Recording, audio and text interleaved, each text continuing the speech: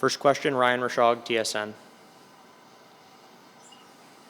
Hey, Ethan. I just wanted to ask you a question about Jesse Puljujarvi, just sort of what your observations have been in his return this year, and maybe compare that to some of the things that you may have seen in your interactions with him the last time around. Yesterday he seems a lot more confident. He's playing good hockey right now. I think he's, he has a lot of energy, and I think he wants to prove himself. And I think that's the biggest things I see.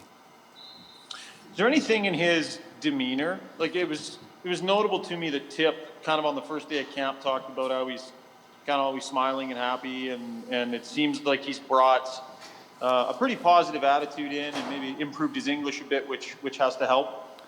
Yeah, I mean, I definitely see that he is a lot happier, and he's having a lot more fun, and I think that comes with confidence as well. Once you get more comfortable, more confident, you start to be yourself and feel better about yourself. So I think he's doing that, and he's feeling that, and he's definitely feeling a lot better.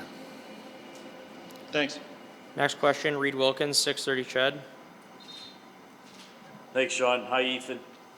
Obviously, it's you never like to see a teammate get injured, and a pretty important guy, is going to be out for a little while here. Tell me just how everybody's dealing with the news about Mike Smith, and how you kind of rally around Mikko or whoever goalie you have come in going forward. Yeah, it's definitely always tough when you have a guy like Smitty go down, and especially his leadership. But I think we're just holding tight. He's a good athlete, and he's gonna come back strong. So we just gotta be patient, and in the meantime, just hold down the fort.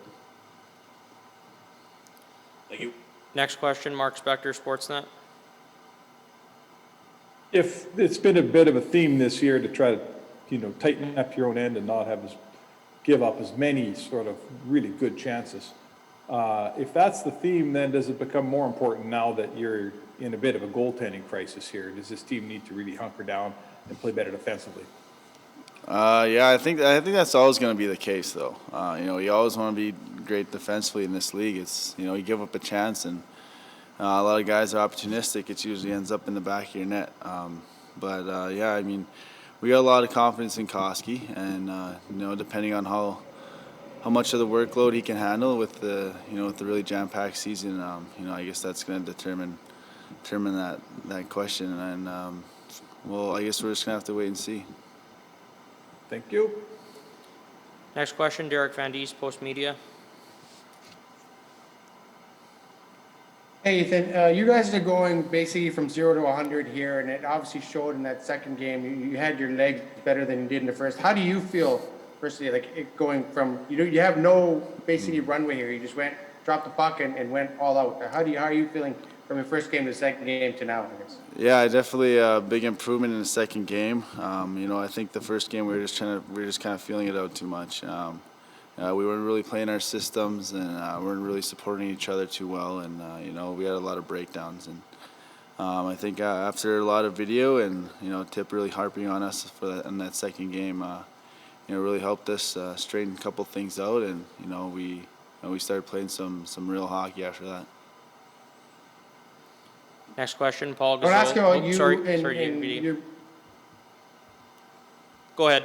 Sorry, no problem. Yeah, just a quick second one. Just want to ask you about your minutes and how do you manage them? Because you're playing basically every second day, and you're playing a lot more probably than you would have last year. How do you manage your minutes game by game here?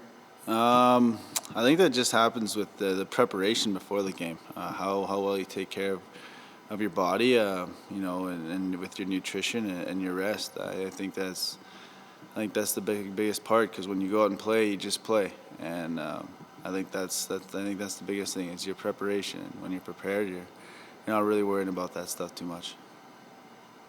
Next question, Paul Gasol, Oilers.com. Hey, Ethan.